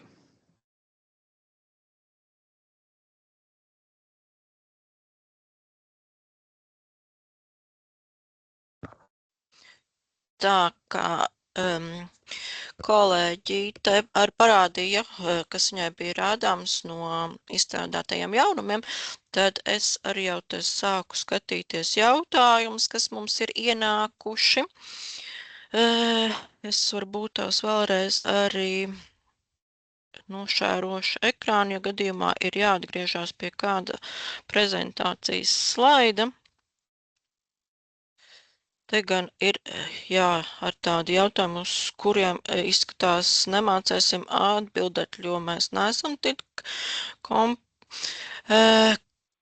tik nepārzinām visus nosacījumus, un arī tie jautājumi ir tādi, ka jāzina arī vairāk informācijas, par ko jūs prasiet, kāds ir jūsu gadījums, kādi ir būvniecības dati, piemēram. Šeit ir jautājums, kāpēc veidojas VZD pieprasījums. Nu, lai mēs atbildētu uz šādu jautājumu, mums jāzina konkrēts būvniecības lietas numurs, jāskatās būvniecības lietas būves dati, lai mēs pārbaudītu, vai šis VZD pieprasījums atbilst un ir piemērojams. Jo tātad, kā jau šodien es stāstīju un rādīju arī saistībā ar šīm te izmaiņām, tūlīt tās sameklēšu šo te prezentāciju, piemēram šo, tātad šajos te gadījumos arī veidosies VZD pieprasījums par šo te datu reģistrāciju, aktualizēšanu kadastrā no BIS dokumentiem. Tāpēc jums šī gadījumā veidosies šis te VZD pieprasījums un pie iesniegšanas jums būs šis VZD rēķins, kuru jums jāsamaksā un tikai tad iesniegums iesniegsies būvvaldē. Ja jums ir kaut kādas šaubas, iebildumi, ka jums nevajadzētu šim te VZD pieprasījumam veidoties, tad sūtat vai nu mums pieteikumu vai pazvanam uz atbalsta dienestu, pasakam šo te būvniecības lietas numuru, lai var pārbaudīt, kāpēc jums ir veidojies. Ja? Bet šeit, principā, arī pēc šiem te nosacījumiem jūs varat paskatīties, vai jums neatbilst kāds jau nosacījums. Ja? Bet sistēmā, protams, ir tātad konfigurācija, ko jūs varbūt uzreiz, es arī nevaru jums viņu tagad uzreiz visu parādīt, jo tā ir liela tabula ar visādiem nosacījumiem, kuros gadījumos jābūt, tas gan attiecībā uz inženieru būvēm vai uz ēkām, tātad ir nosacījumi, kuros gadījumos ir jāveidojas, un tātad arī tie VZD pieprasījumi ir dažādāki. Ir, par kuriem veidojas rēķins, un ir vienkārši, teiksim, tehniskie rādītāji pieprasījums, par ko neveidojās. Bet rēķini veidojas vai nu par šo te ēkas vai telpu grupas reģistrāciju no BIS dokumentiem, vai arī šis te vienotais process, kas arī ir jaunais pakalpojums, un tur arī tātad veidojas rēķins par to, kad pēc tam tiek reģistrēti gan kadastrā, gan zemes grāmatā. Tas ir tas bija viens no tiem jautājumiem, ko es te paspēju izlasīt. Tad ir jautājums.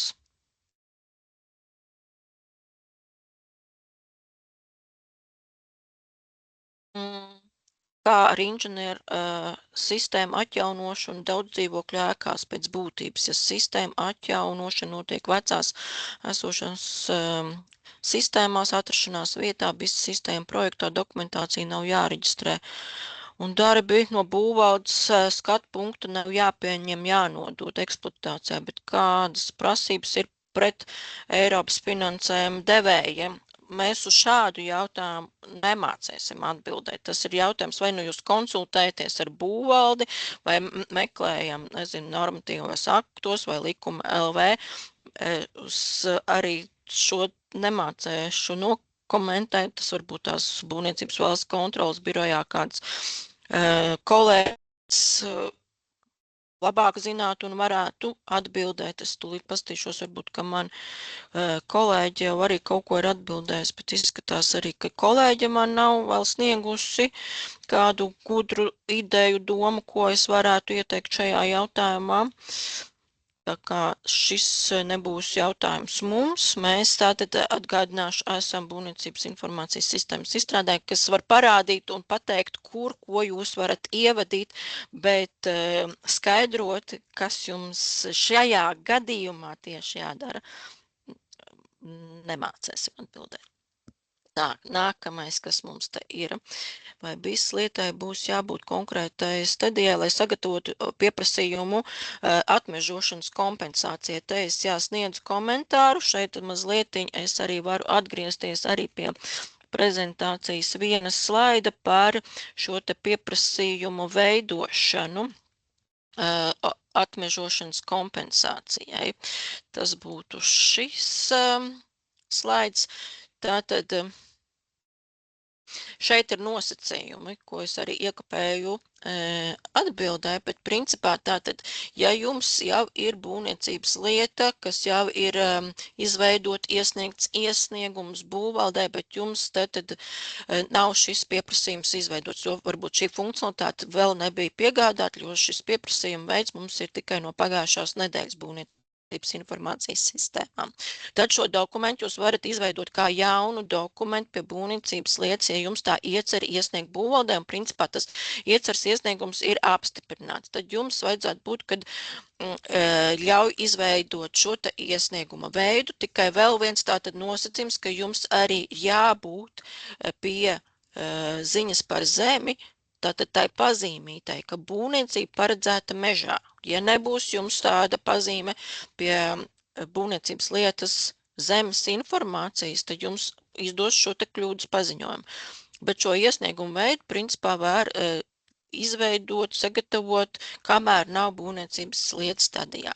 Bet iecerēji, manuprāt, jābūt bija apstiprinātāji jau tā kā izdotam šim te vai nu būvatļaujā vai paskaidrojam raksta lēmumam. Man liekas, ja bija noraidīts, tad arī nevarēja izveidot šo te pieprasījumu. Man liekas, tad arī bija neveiksmīgs. Bet tulītās es pārliecināšos. Ne, tas bija nākamais jautājums arī saistībā ar atmežošanu. Bet jā, tātad tie bija tie nosacījumi, kas mums ir iestrādāti principā sistēmā. Tā nākamais jautājums, kas mums bija.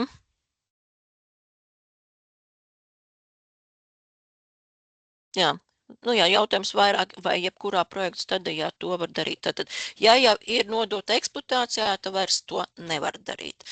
Tātad, kamēr ir, piemēram, stadija būvdarbi vai būvdarbu uzsākšanas nosacījumi izpildi, tad jums vajadzētu varēt iesniegt to dokumentu. Tā, nākamais bija par to VZD pieprasījumu, kāpēc veidojas un kāpēc rēķins jāmaksā to, tad es mēģināju vēlreiz paskaidrot un parādīt, ka tātad mums ir šie nosacījumi, kad viņi veidojās, tā kā man tur vajag konkrētu lietu, lai pārbaudītu un detalizētāk atbildētu, kāpēc jums tāds ir izveidojies. Un tad ir jautājums, kā ar iepriekš izveidotajām būvniecības lietām ar šo atmežošanu. Tātad, piemēram, iecer izveidot 21. gadā, vai ir jāparādās, ka ir jāatzīmē, vai būve ir mežā vai nē, vai ir nepieciešams parādīties kļūdai, ka nepieciešams ievadīt atmežošanas mērvienību. Principā šobrīd šo te kontroli parāda tad, kad veidoju ieceras iesniegumu, un ja jums ir atzīmēts kartē un pret šo te kartē iezīmēto punktu jau pārbaudu, vai jums atrodas mežā. Tātad 21. gadā, vai jūsu būvniecības lietā patiešām tas objekts ir iezīmēts kartē. Ja kartē nebūs, tad arī sistēma nevarēs pārbaudīt, vai patiešām viņi atrodas mežā. Jā, tas ir viens nosacījums, tāpēc es teiktu drīzāk jūsu gadījumā nerādīs, bet tulītās es pastīšos, ko man kolēģis Mitnerīs, kas ir galvenais analītiķis saistībā ar šo te funkcionalitāti.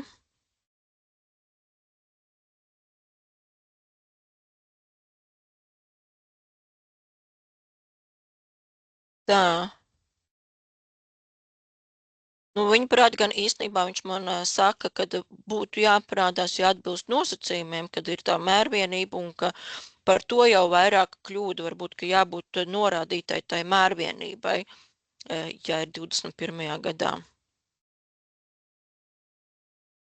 Tad vairāk ir droši vien jautājums, cik tālu jums tā būvniecības lieta ir nonākusi, ja 21. gadā kāda jums ir šobrīd stadija tai būvniecības lietai un kur jums liekas, ka vajadzētu rādīt vai nevajadzētu rādīt. Kādu dokumentu jūs sagatavojat. Tātad. Tas ir par Ilzas jautājumu. Bet jā, vairāk tātad, lai mēs varētu pateikt, ka jums ir mežā, tātad jābūt vairāk tā kā kartē iezīmētē. Tas būtu par šo. Kādi jābūt vai kādiem jābūt dokumentiem, lai sākas renovācija, vienkārši numurs uz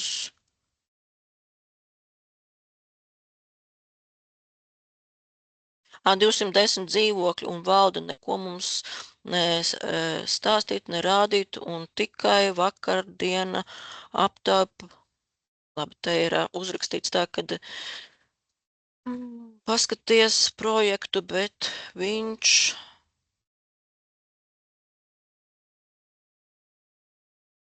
tas laikam domāts ir par māju lietām, par kopībām, kādiem jābūt dokumentiem, lai sāktu renovāciju. Tā var saprast.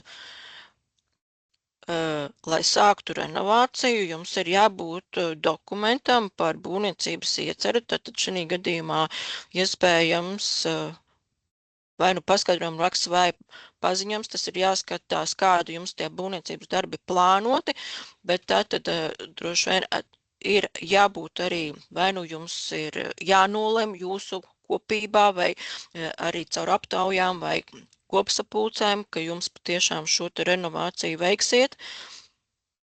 Bet jā, šeit ir pārāk daudz jautājumu, lai pretjautājumu, ko, kas, kāpēc, lai atbildētu jums uz šo jautājumu. Bet tas, manuprāt, ir viss atrodams arī pie biežāk uzdotajiem jautājumiem, vai nu arī, kur ir sadaļas dzīvosim siltāk, vai tur arī ir dažādāki dzīves piemēri, kas ir jāsaka to un kādam ir jābūt projektam un kas vispār jāsāk ar šo te renovāciju vai atjaunošanu.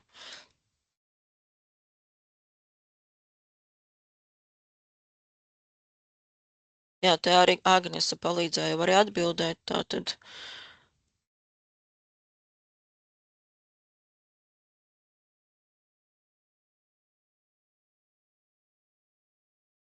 Tak, tas ir tas, kur mums vēl kāds jautājums, varbūt vēl kāds jautājums atjaunošu, varbūt vēl kaut kas man atnāks. Jā, kaut kas atjaunojās. Vai plānots bijis divu pusē, ka vienotais būs reģistrācijas process, arī atrādīsies sadaļa pakalpojumu, lai varētu redzēt, cik tālu ir konkrētais pakalpojums. Pa izdīvu pusē tāds sadaļa pakalpojums šobrīd nebija plānoti. Tas ir publiskajā portālā pie būvniecības lietas, bet bizdīvu pusē jau var redzēt to, cik tālu viņš ir ticis pie tā vienotā procesa, skatoties uz tiem statusiem un notikumu vēstures. Tur varēs izsekot līdzi. Bizdīvu pusē saistībā ar vienoto procesu, kas vēl mums būs drīzumā priekš būvvaldēm, kad arī parādīs to vienotā procesa pazīmi pie būvniecības objektiem, līdzīgi kā publiskajā portālā, tad attiecas vai neattiecināt vai trūkst tātad tie dokumenti, kas ir nepieciešami, bet principā cik tālu nonācis šis te pakalpojums pie tā pieprasījuma var sakot līdz vai saprast. Un vēl par īpašumtiesībām arī tātad būvvaldēm vēl būs papildinājumi līdzīgi kā publiskajā portālā. Tātad nākamais par EBN. Tā, ka 7,7 punkts. 7 punkts nosaka būvniecības iecerēm, kas tiek realizēts bez būvniecības ieceres dokumentiem, saņemtos saskaņos pievieno būvniecības informācijas sistēmas eksploatāciju. Tiklīdz tas ir iespējams, vai no BIS puses ir iespējams izveidot eksploatācijas lietu būvēm, kuras netiek skaņotas BIS mazākas. Jā, parādīsiet no BIS P puses. No BIS P puses eksploatācijas lietu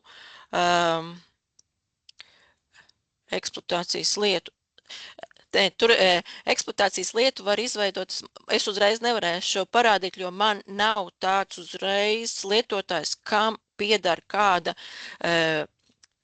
būve, kurai nav eksploatācijas lieta. Ja jums tā eksploatācijas lieta nav izveidojusies, es varbūt ieskatam parādīšu, kā jūs varat pamēģināt, bet es neapgalvošu, ka jums tas šobrīd izdosies, tāpēc, ka sīkāk aiziesim uz eksploatācijas lietām, bet ja jums ir mazāki, pirmkārt jābūt nosacījumi, ka jūsu ēkai jābūt kadastra apzīmējumam. Ja kadastra apzīmējums nebūs, tad jūs nevarēsiet. Jābūt viņai reģistrētai tātad VZD datos, lai jūs varētu izveidot eksploatācijas lietu. Ja nav, tad jāreģistrē kaut kādā veidā, vai pirms reģistrāciju ir jāveido, pirms reģistrāciju var veidot tad būvniecību lietu ietvaros, vai ja ne, tad, es zinu, nevis pagājušreiz, bet pirms jaunā gada es rādīju, kā var būvvaldes izveidot eksploatācijas lietu arī inženieru būvēm un pirms reģistrējot, piemēram, šo inženieru būvi. Bet tātad jābūt arī kadastra apzīmēm, lai jūs vispār varētu izveidot eksploatācijas lietu. Bet pamēģināt, ja jums kadastra apzīmējums ir, tad jūs varat nospiest šeit, aizejot uz eksploatācijas lietām, ja jums sarakstā neparādās tā eksploatācijas lieta, nospiežat citu eksploatācijas lietu, ievadiet šeit kadastra apzīmējumu un nospiežat saglabāt un skatieties, vai jums izveidosies tā eksploatācijas lieta vai nē. Un tad pēc tam, ja jums izveidojas eksploatācijas lieta, tad pie būvniecība pie eksploatācijas lietas, jūs varēsiet piereģistrēt šos te dokumentus, kas ir tie saskaņojumi, ko es arī rādīju pirms jaunā gada. Tā, pirms jaunā gada rādīju, un es tagad mēģināšu atcerēties, ar ko es rādīju. Bet pēc tam, kad ja jums ir, es paskatīšos, te nebūs, te mēs nevaram parādīt, tur vajag, lai būtu pieeja tūlītiņās, paskatīsimies. Es pārslēgšos varbūt uz juridisko profilu.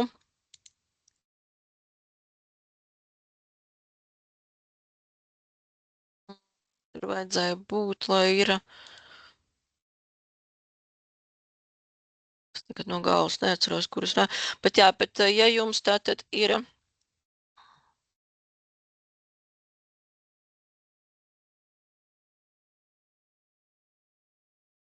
Ieraugu uzreiz. Labi, paņemsim to manējo, ko parasti es rādu.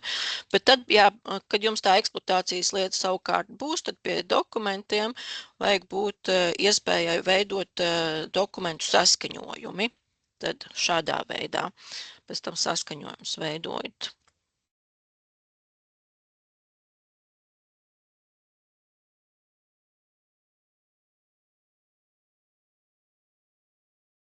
Tas ir par šo jautājumu. Kā ir ar inženieru sistēmu atjaunošanu? Tas ir tas, ko mēs, manuprāt, jau atbildējām.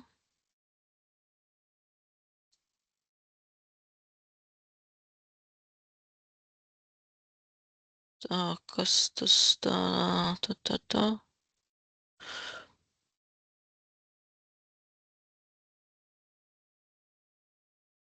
Jā, tas ir atbildēts laikam viss. Nezinu, varbūt vēl kāds jautājums ir iekritis. Man izskatās, ka uzreiz te neatjaunojas tas saraksts. Bet labi, atjaunosim, varbūt, ka vēl kāds jautājums. Nē, nav laikam vairāk citu jautājumu. Tad laikam ir visi atbildēti. Cik varējām atbildēt, protams, par šiem te finansējumiem, vai kas bija par Eiropas finansējumu, kuriem mēs nevarēsim atbildēt. Tā kā laikam ir viss. Vēl pāris minūtes, gan mums ir laika, vēl skatos, nav 12. Bet varbūt Agnes, kā tev liekas, ir visi atbildēti, kas bija, vai vēl kāds tur jautājums? Kā izskatās mums tur? Vismaz man te liekas, ka vairāk citu nav jautājumu.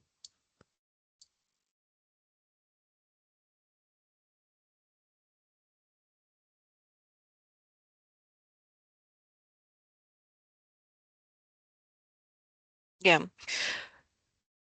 Labi, ja jautājumu nav, tad paldies, ka klausījāties, skatījāties. Tad kā parasti mums seminārs tiek ierakstīts, pēc tam pie apmācībām tiek pievienots. Un tātad arī aptaujas anketas pieejamas, palīdzības lapas mēs regulāri atjaunojam. Tātad par mežiem vajadzētu būt, kad ir atjaunota dokumentācija. Publiskajā portālā jābūt arī atjaunotai informācijai par vienoto procesu, ko pagājušajā nedēļā rādīju, par EBN izmaiņām. Tām arī jābūt jau ir palīdzības lapās. Tā kā jā, bis divpusē varbūt, jā, tur vienoto procesu mēs vēl šovakar neuzlikām, jo tur mazliet vēl jāpagaida izmaiņas, bet principā regulāri cenšamies visus tos jaunumus, kas mums aiziet uz jums uz lietošanu, uz visu produkcijas vidu, mēs vismaz šobrīd jau regulārāk atjaunojam un jābūt aktuālākiem dokumentiem, ja informācijai palīdzības lapās.